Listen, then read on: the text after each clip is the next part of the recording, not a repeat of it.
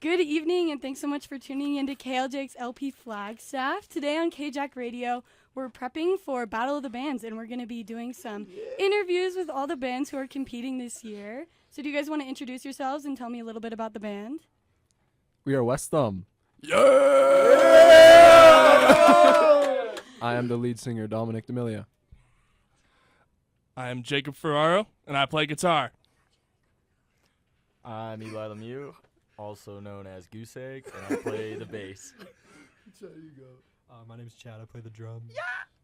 My name's Dieter. I also play the guitar. Nice.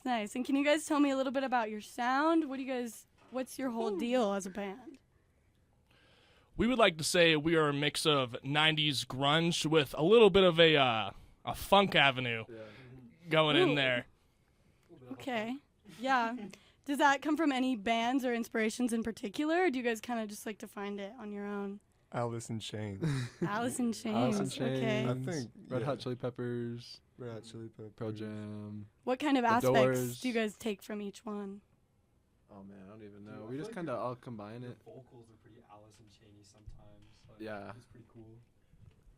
I have to say, in aspects of like guitar playing, I feel like me and Dieter definitely go along the lines of like the Red Hot Chili Peppers, John Frusciante avenue. Then of course there's other influences like Hendrix, Stevie Ray Vaughan, and then with the Alice in Chains avenue, it's kind of like Jerry Cantrell and kind of that harder, muddier sound. But we like to play everything. We like to play all types of music. We don't leave any stone unturned. We get bluesy too. Bluesy and like it. Always experimenting. And you guys are a pretty relatively new band. Can you tell me about your history starting and playing in Flagstaff?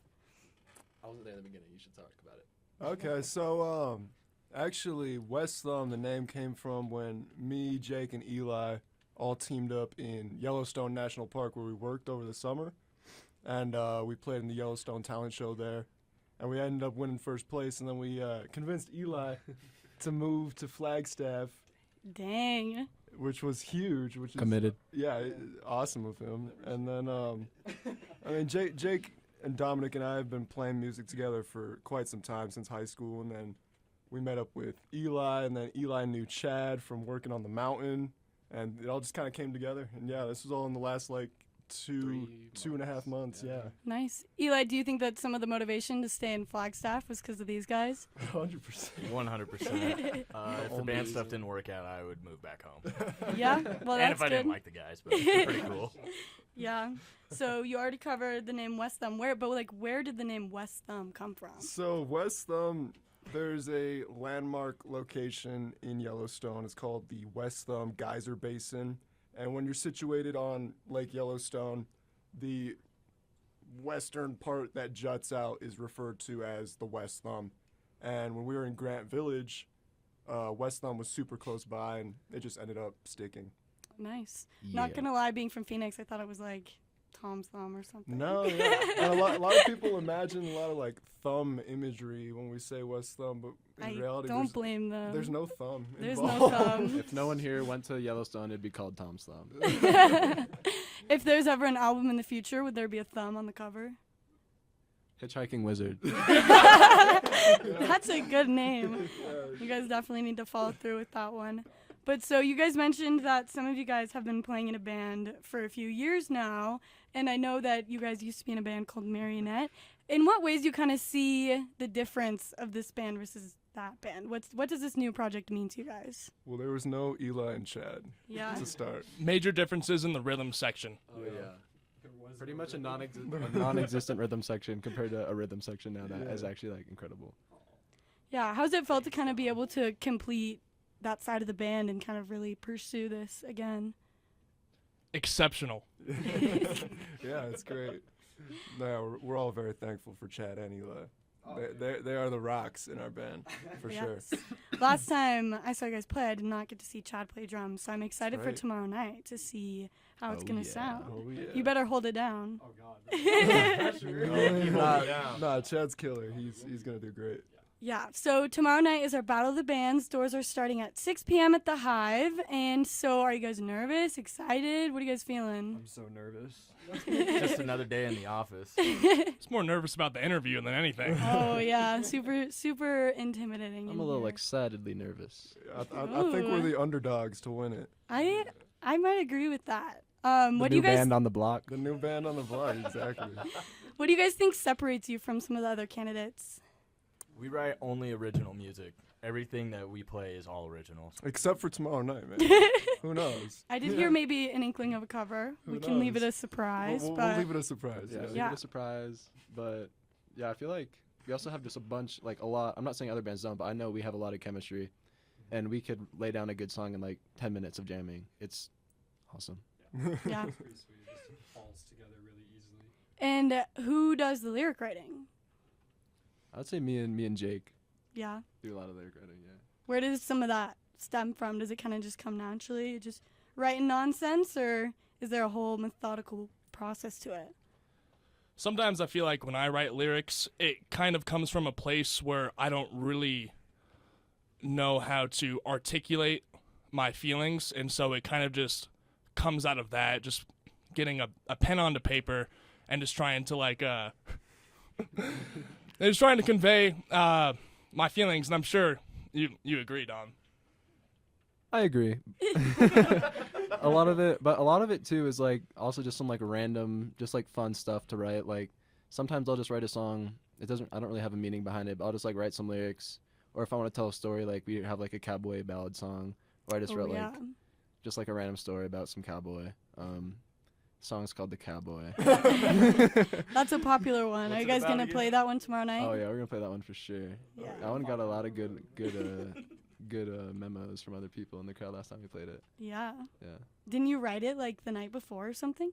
We put it together the night before pretty much. Like I had the riff for quite some time, but then we put it we all like put together. the whole song together. before, Yeah. Yeah. The night before, yeah. We like made it a song before. It was Yeah. cool. I don't know too much about the process of bringing that all together, but it seems impressive that you're able to do it that quickly and then just go play it in a way that works on stage. Usually it's like guitar will start first. Whenever we write songs, it's like guitar first, and then bass, and then drums, and usually vocals last. Yeah. That makes sense. Yeah.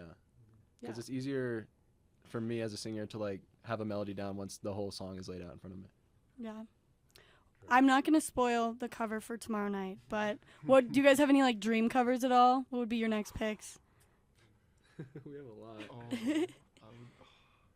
is rough. We should do "Come Sail Away" by Styx. Oh, Ooh. That would be fucking. Who's singing that? Eli, you got one? Yeah, Eli, what would your dream cover be? Yeah, let's all go around. That's a good one.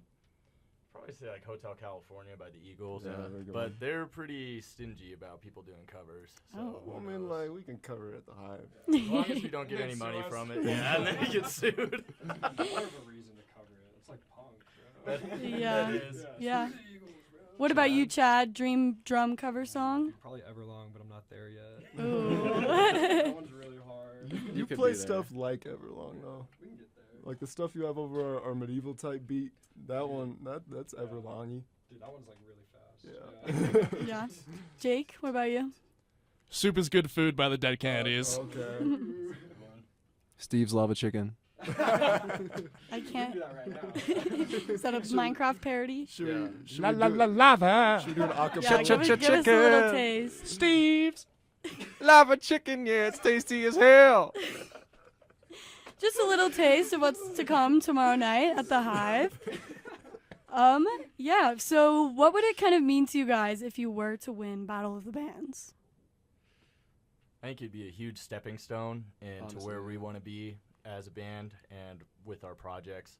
Since we are relatively new, just getting our name out there has been kind of like a huge stepping stone or one of the blocks that we're trying to overcome. And then next step after that would just be to start recording. Yeah, and me and Eli were talking. I was saying it'd be like super wild for us to win because we've only been here for like 3 months, about maybe even less than that. It's like 2.5. Yeah, we've been like gaining decent traction in our time. So just like I don't know, I feel like that'd be just like a huge boost of like morale. I'm not saying that we have low morale, but like it'd be like a huge boost of like I don't Good know, just, like, motivation, good for motivation. sure. Yeah, it'd Get be, your yeah. name out there too. Yeah, for sure. Yeah, I think that some of the like Flagstaff local band scene, people kind of know all the bands that exist, and you guys are definitely making your way up there. I've heard good things from people who have seen you guys. So, what kind of gigs have you guys done prior to this? I like to think we've done it very like grassroots, very organic. Like we don't do anything through like social media in terms of. I mean, we have our Instagram account, but like in terms of getting ourselves out there, we went out and did open mics and Yeah, that's how we really got our every open mic, every event that we could possibly play at, we jumped on the opportunity. I'm Shout proud out of Mountaintop. yeah, shout out to Mountaintop. Shout out Mountaintop, Mountaintop Mondays. We rock. But we no, rock Mountaintop. I'm super proud of like everyone being able to like come together and mobilize to be able to like do that, and everyone has that same urge to like want to just play live music with no real incentive at the end of the day. I think it's a very cool thing. For the love of the game. Exactly, for the love of the game. Yes. Well, do you guys have any words for your set tomorrow? Maybe some preparation for some of the fans. Well, wait, repeat that question. I'm sorry. What do you guys have to say for preparation for your show tomorrow? Get freaky. Yeah, prepare to mosh. Get freaky and get ready. And get funky. Get funky. Well, you heard it here. Get funky tomorrow night at Battle of the Bands at the Hive. Doors are at 6 p.m. and there's going to be 4 bands competing. It's going to be a great time. It's always a really great way to kind of get yourself into the local music scene. There's lots of great talent here, lots of great talent in this booth right now. So thank you guys so much for talking to me. And yeah. Thank you, Emma. Thanks, Emma. Thanks, Of Emma. course. Can't wait to see you guys play tomorrow. Yay, Battle of the Bands. Go West Ham, go West Ham, Go go West West Ham. Go West Ham, go West Ham. West Ham number one, West Ham, best Ham. Come on, come on.